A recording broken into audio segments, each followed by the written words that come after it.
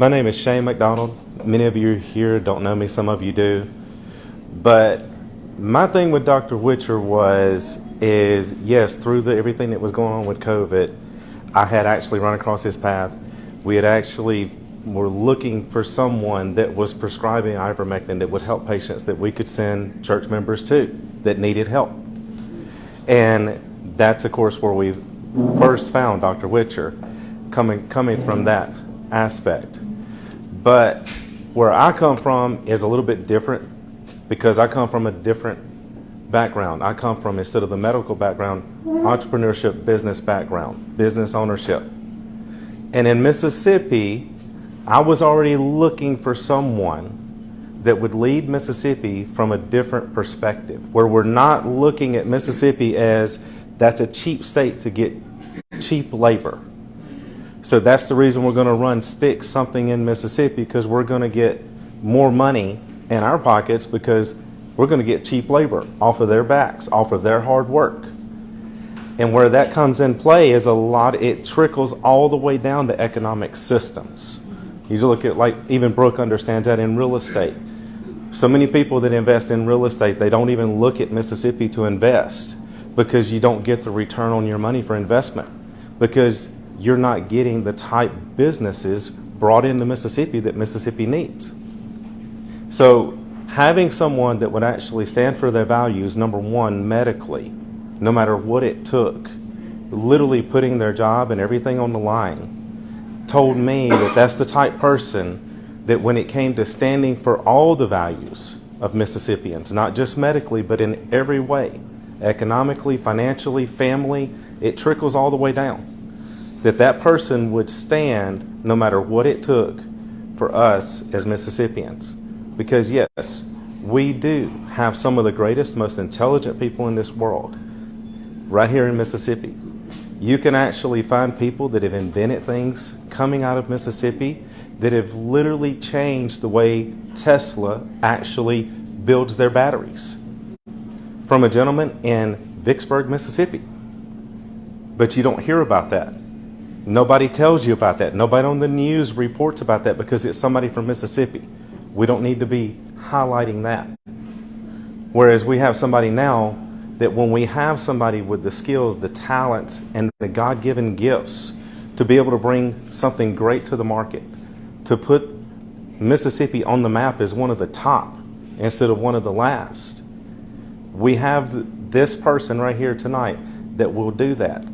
Instead of putting himself on that pedestal, he's going to put you, your loved ones, your fellow Mississippians, and everyone that deserves to be on that pedestal, they'll be put up there, because if each one of us makes just a little bit of a difference and a little bit of a change, and we strive to be better, and we strive to make Mississippi better, not just for us, but for our fellow man as well, then we can actually rise to the top faster than most people would believe. And we can actually rip this label off of Mississippi of this is where you come for cheap labor when you want to put in a business. Instead, it needs to be this is where you want to come when you want a business that's going to prosper, that's going to flourish, that's going to grow, and it's going to be something that you can hand down to your kids and your grandkids and be proud of. And that's what Mississippians deserve, and that's what we have here with Dr. John Witcher.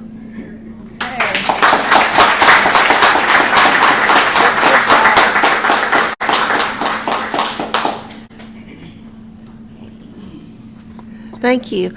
I'm Ruth Ann McDonald. I'm from Philadelphia, Mississippi, and I'm coming from a different perspective too. I lead a ministry that is based in Philadelphia, Mississippi, but I'm actually a part of a national, international prayer network. And what I do is I sit on the board of that prayer network, and I train people all over the world to organize prayer, especially into government.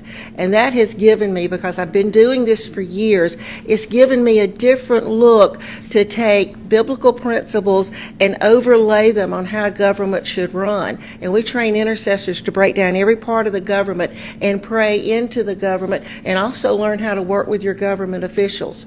And I get to do this in many states of our nation. But it's taught me something else.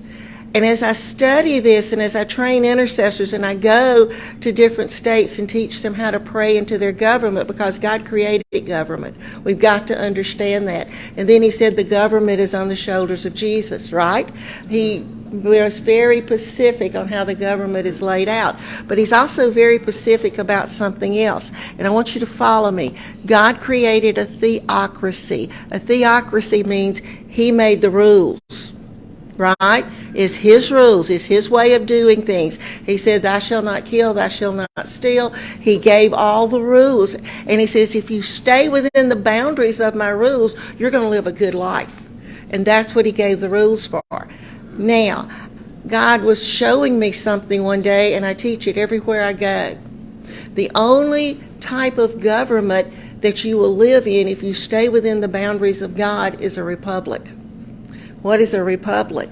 That means all of the rights God gave you, you have the right to live. That's a huge thought, right? But when they say we're a democracy, what are they saying to us? They're saying that the mass majority's opinion rules, and that's not God. That's not God. So I had been following Dr. Witcher on Telegram. I'd been reading his stuff. I didn't have COVID, never had COVID, and don't plan on having it. Are you good with me? So basically, I wasn't looking for COVID to be helped from, and that's a good thing.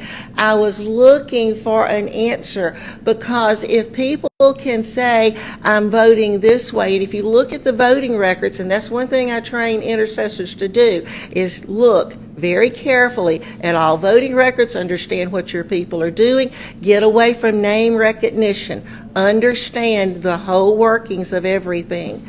I was reading Dr. Witcher on Telegram. I was following his ideology. I showed up at a meeting, a Republican meeting, and actually, when I found out he's running for governor, he tilted my head, because here's the thing. I can't go vote anymore for the lesser of two evils. And many times we voted, everybody's saying yes in here, we voted for the lesser of two evils, knowing that we're going to deal with evil one way or the other, because that person is absolutely not going to do God's way. But when I found out this man was running, and I knew what he had done for Tommy, because we were some of the intercessors praying for Tommy, I knew what he had done for Tommy. I called Brooke and I said, let's meet, let's talk. I want to hear what you're going to do.